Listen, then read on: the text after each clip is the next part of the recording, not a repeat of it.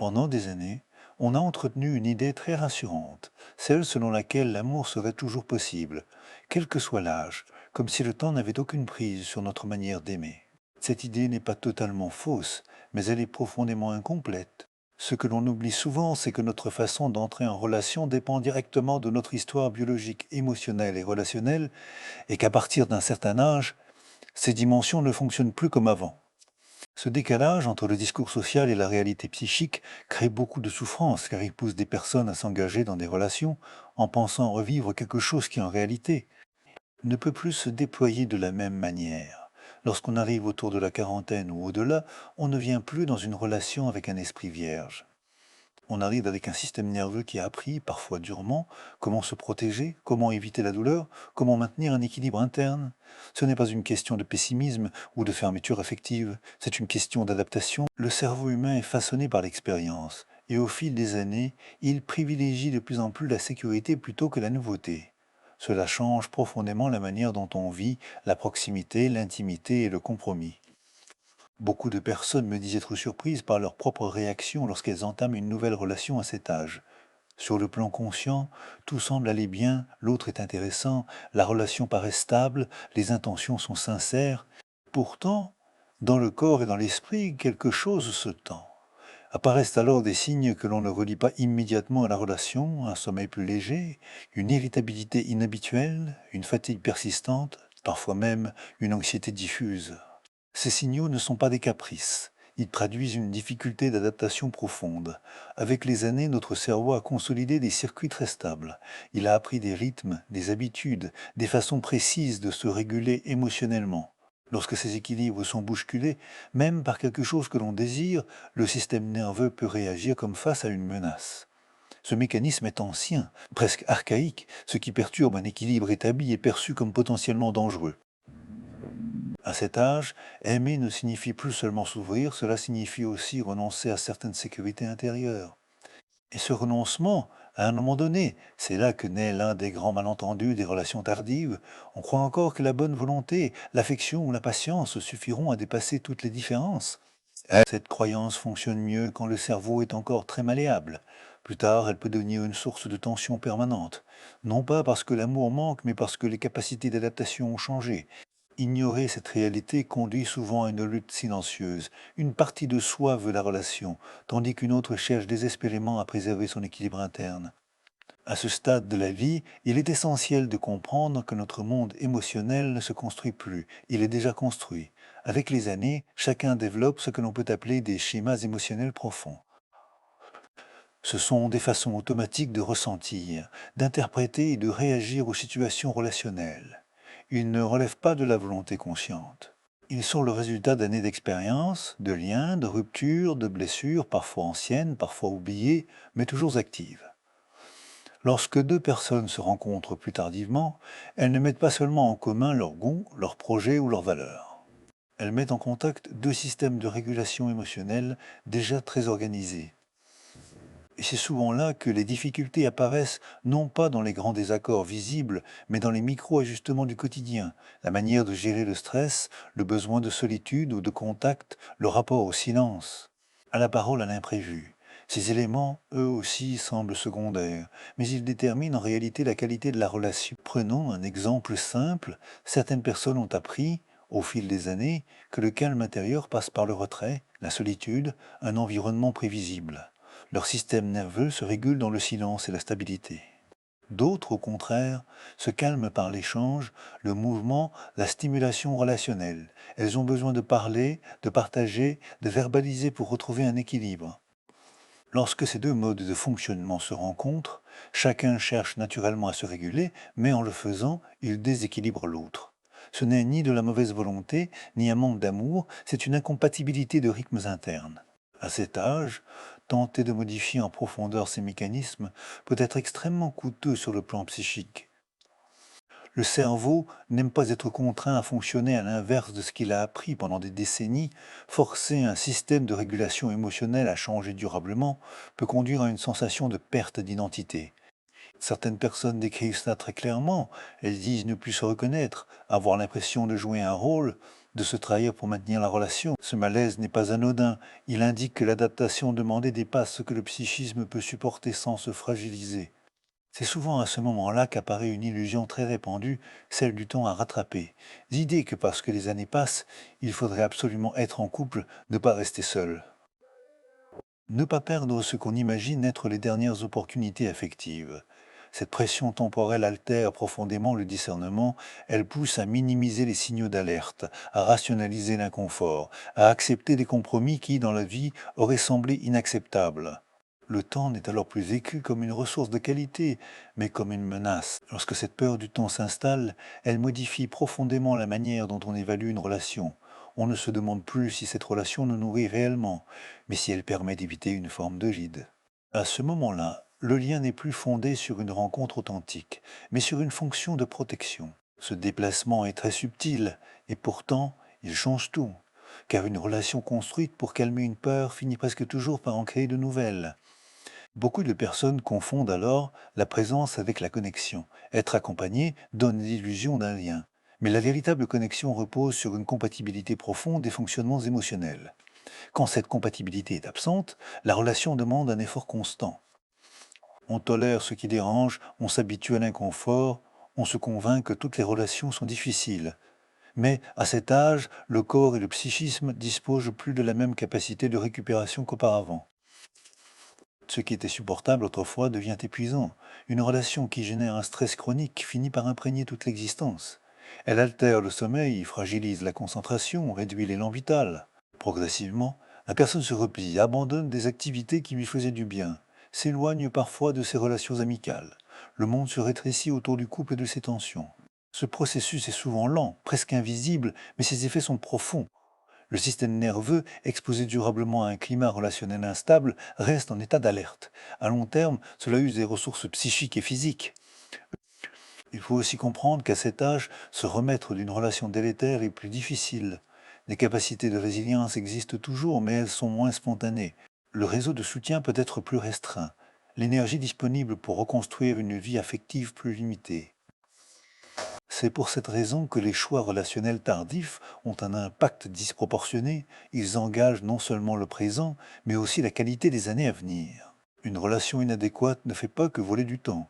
Elle consomme de l'énergie qui pourrait être investie ailleurs.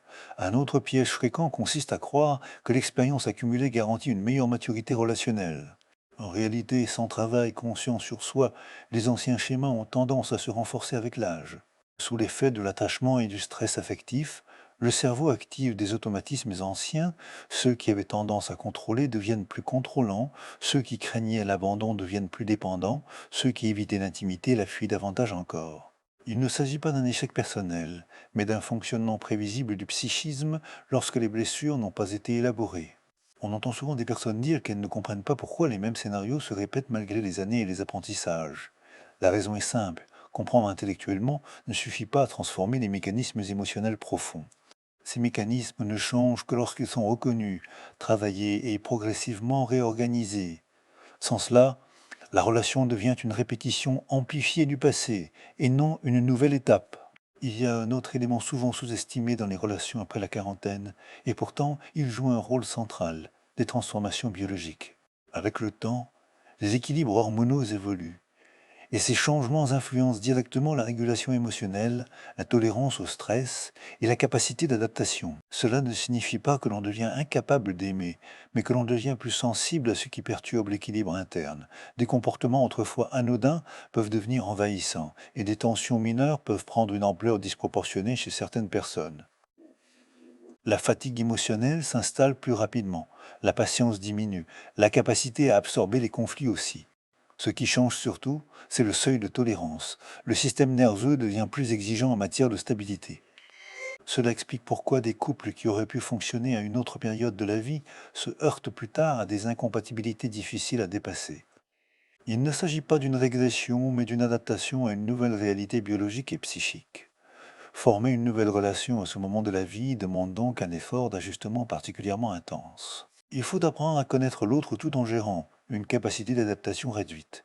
Cette double contrainte est épuisante. Beaucoup de personnes, sous-estimant également le coût d'opportunité d'une relation inadaptée, chaque année investie dans un lien qui génère plus de tension que de bien est une année soustraite à d'autres dimensions essentielles de l'existence. À cet âge, les ressources sont précieuses, le temps, l'énergie, la clarté mentale. Il existe pourtant une multitude d'expériences profondément nourrissantes en dehors du cadre du couple, comme des relations amicales stables, des projets personnels longtemps différés, une attention accrue à la santé, à la créativité, au sens. Lorsqu'une relation devient trop envahissante ou conflictuelle, elle monopolise ses ressources. Toute l'énergie psychique est absorbée par la tentative de maintenir un équilibre fragile. Le reste de la vie passe au second plan, parfois sans qu'on s'en rende compte. La pression sociale vient souvent renforcer cette dynamique. L'entourage projette ses propres peurs et ses propres normes. L'idée qu'être seul serait un échec, qu'une vie accomplie passerait nécessairement par le couple. Cette pression peut pousser à s'engager dans des relations qui ne résonnent pas profondément. On se persuade que l'autre est une bonne personne, que l'on devrait être reconnaissant, que l'inconfort finira par disparaître. Mais le psychisme ne se nourrit pas de raisonnement, il se nourrit de cohérence interne. Lorsque l'on doit ajuster constamment sa personnalité pour éviter les conflits, lorsque le sommeil se dérègle, lorsque l'élan vital diminue, le corps envoie des messages clairs. Ces signaux ne sont pas des obstacles à surmonter, mais des informations à écouter. À cet âge, ignorer ces messages revient à s'éloigner progressivement de soi-même. Lorsqu'on arrive à cette période de la vie, une confusion revient sans cesse, celle qui associe la solitude à un échec personnel. Cette idée est profondément ancrée, mais elle ne correspond pas à la réalité psychique. La solitude n'est pas en soi pathologique. Ce qui devient délétère, c'est une solitude subie, non choisie, vécue comme une exclusion. À l'inverse, une solitude consciente peut devenir un espace de réparation, de régulation et de stabilité intérieure. Elle permet au système nerveux de retrouver un rythme cohérent, sans ajustement forcé, sans conflit latent. Beaucoup découvrent alors une qualité de présence à eux-mêmes qu'ils n'avaient jamais connue auparavant. Sans la nécessité constante de s'adapter à l'autre, l'énergie psychique se réorganise, les émotions deviennent plus lisibles, les besoins plus clairs. On cesse de négocier son identité au quotidien. Cette clarté intérieure n'isole pas du monde, elle permet au contraire des relations plus justes, plus choisies, moins dépendantes. La relation n'est plus un refuge contre l'angoisse, mais un espace de partage possible. Dans ce contexte, une relation amoureuse n'est pas exclue, mais elle change de statut. Elle ne vient plus combler un vide ni réparer une blessure. Elle vient s'ajouter à une vie déjà structurée. Cela suppose que chacun ait traversé un véritable travail de compréhension de ses propres fonctionnements émotionnels. Il ne s'agit pas de perfection, mais de lucidité, savoir reconnaître ce qui nous apaise, ce qui nous désorganise, ce que l'on peut partager et ce que l'on ne peut plus sacrifier. À cet âge, tenter de se transformer pour préserver une relation conduit presque toujours à un épuisement progressif. Le psychisme ne dispose plus de la même plasticité pour supporter une adaptation permanente. Une relation saine s'inscrit dans une continuité naturelle avec ce que l'on est devenu. Elle ne demande pas de se renier ni de se suradapter. Lorsqu'elle cesse d'être nourrissante, la capacité à s'en détacher sans violence devient un indicateur de maturité émotionnelle. Finalement, la question essentielle n'est pas d'être accompagné ou non, mais de savoir si la relation soutient l'équilibre interne ou le fragilise. Après 40 ou 50 ans, choisir la qualité plutôt que la conformité, la cohérence plutôt que la peur, devient une nécessité psychique. Une vie alignée crée les conditions d'un lien juste. Et, en l'absence de ce lien, cette vie reste pleinement valable, riche et structurée. Ce changement de perspective demande parfois de déconstruire des injonctions très anciennes. Depuis l'enfance, beaucoup ont appris que la valeur personnelle passait par le regard de l'autre, par la capacité à être choisi, désiré, accompagné. Avec le temps, ces croyances s'inscrivent profondément dans l'identité. Les remettre en question peut provoquer un sentiment d'insécurité, parfois même de culpabilité. Pourtant, à cet âge de la vie, continuer à s'évaluer à travers ces critères devient une source de tension permanente. Le psychisme mûri recherche avant tout la stabilité. Il privilégie les environnements relationnels prévisibles, cohérents, émotionnellement sécurisants. Cela explique pourquoi certaines personnes se sentent paradoxalement plus en paix seules qu'en couple. Cette paix n'est pas un renoncement, mais le signe que le système nerveux n'est plus constamment sollicité par des ajustements excessifs. Elle permet une disponibilité nouvelle pour d'autres formes de liens, souvent plus durables et équilibrées. Il est également important de comprendre que l'attachement évolue avec l'âge. Les formes d'attachement anxieux ou évitant, si elles n'ont pas été travaillées, tendent à se rigidifier. Ce n'est pas une fatalité, mais une réalité clinique fréquente. sans prise de conscience. Des relations tardives risquent de réactiver des dynamiques anciennes avec une intensité accrue. Le besoin de contrôle, la peur de l'abandon ou la distance émotionnelle deviennent alors plus visibles, plus difficiles à réguler. C'est pour cette raison que le travail sur soi n'est pas un luxe à ce stade, mais une condition de protection psychique. Apprendre à identifier ces mécanismes, à reconnaître ses limites, à accepter ce qui ne changera pas, permet de faire des choix plus ajustés. Cela évite de confondre désir et urgence, attachement et dépendance. Cette lucidité n'éteint pas le lien, elle le rend plus sain. Progressivement, une autre forme de sécurité se construit. Elle ne dépend plus exclusivement d'un partenaire, mais d'un réseau relationnel diversifié, d'activités investies, d'un rapport plus stable à soi-même. Dans cet espace, la relation amoureuse cesse d'être un enjeu vital, elle devient une possibilité parmi d'autres, et c'est précisément cette absence de pression qui la rend paradoxalement plus viable avec cette stabilité retrouvée.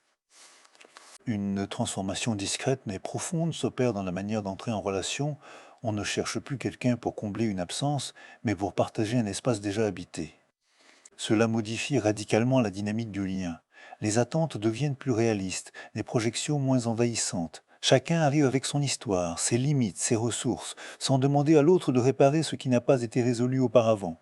Cette posture réduit considérablement les conflits inutiles. Dans ces conditions, la compatibilité ne se joue plus sur l'intensité émotionnelle, mais sur la capacité à cohabiter psychiquement. La question n'est plus de savoir si l'on ressent quelque chose de fort, mais si l'on peut rester soi-même dans la relation. Peut-on conserver ses rythmes, ses silences, ses besoins de retrait ou de proximité sans générer de tensions permanentes? Cette compatibilité subtile est souvent négligée, alors qu'elle constitue le socle des relations durables à cet âge. Il devient également plus facile de reconnaître rapidement les signaux d'inadéquation, non pas avec jugement ou rigidité, mais avec lucidité. Lorsque le corps se tend, que le sommeil se dégrade, que l'irritabilité augmente, ces signes ne sont plus interprétés comme des obstacles à dépasser à tout prix, ils sont perçus comme des indicateurs précieux. Cette écoute du corps et des émotions permet d'éviter des engagements prolongés dans des relations qui, à terme, fragiliseront l'équilibre psychique. Ce positionnement demande du courage, car il va souvent à l'encontre des attentes sociales. Il suppose d'accepter de ne pas correspondre à certains modèles, de ne pas rassurer l'entourage, de ne pas répondre aux injonctions implicites. Mais ce courage est profondément protecteur. Il permet de préserver ce qui devient central avec l'âge, l'intégrité psychique, la continuité de soi, la cohérence intérieure. Dans cette perspective, la relation amoureuse cesse d'être un critère de réussite. Elle devient un choix conscient, réversible, inscrit dans une vie déjà pleine. Cette liberté intérieure transforme la manière d'aimer. Elle rend possible un attachement plus serein, moins défensif, moins fusionnel. Aimer ne signifie plus se perdre, mais se rencontrer sans se dissoudre. Au fil du temps, cette manière d'habiter sa vie produit un effet paradoxal. Plus une personne se sent complète et alignée, moins elle ressent l'urgence de se lier et plus elle devient capable d'une relation juste. L'absence de dépendance affective crée un espace où la rencontre peut se faire sans pression. Il n'y a plus besoin de prouver, de séduire à tout prix, de maintenir artificiellement le lien. La relation peut évoluer naturellement ou s'arrêter sans que cela ne remette en cause l'identité. À cet âge, le véritable luxe relationnel n'est pas l'intensité, mais la paix. Une relation qui apaise, qui n'oblige pas à se défendre, qui n'exige pas une vigilance constante, devient précieuse. Cette paix n'est pas monotone, elle est structurante. Elle permet à chacun de déployer sa vitalité sans être entravé par des conflits chroniques ou des compromis incessants. Elle offre un terrain fertile pour un lien authentique. Il est important de souligner que cette approche n'exclut ni le désir ni la tendresse. Au contraire, lorsque la peur de la solitude n'est plus le moteur principal, le désir devient plus libre, il n'est plus contaminé par l'angoisse de perdre ou de manquer. Il peut circuler sans pression, sans attente démesurée. Cette qualité de présence transforme la relation, qu'elle soit amoureuse, amicale ou simplement humaine. En définitive, cette période de la vie invite à un déplacement fondamental. Il ne s'agit plus de chercher à remplir sa vie, mais de l'habiter pleinement. Ce déplacement change le rapport au temps, au lien à soi-même. Il permet de reconnaître que la valeur d'une existence ne se mesure pas au nombre de relations, mais à leur qualité, et surtout à la qualité du lien que l'on entretient avec soi. Choisir ce chemin demande parfois de renoncer à certaines illusions, mais il ouvre un espace de liberté intérieure rare, une liberté où l'on cesse de se trahir pour être accompagné. où l'on accepte de marcher seul lorsque cela est plus juste, et où l'on devient réellement disponible pour une rencontre qui respecte ce que l'on est devenu.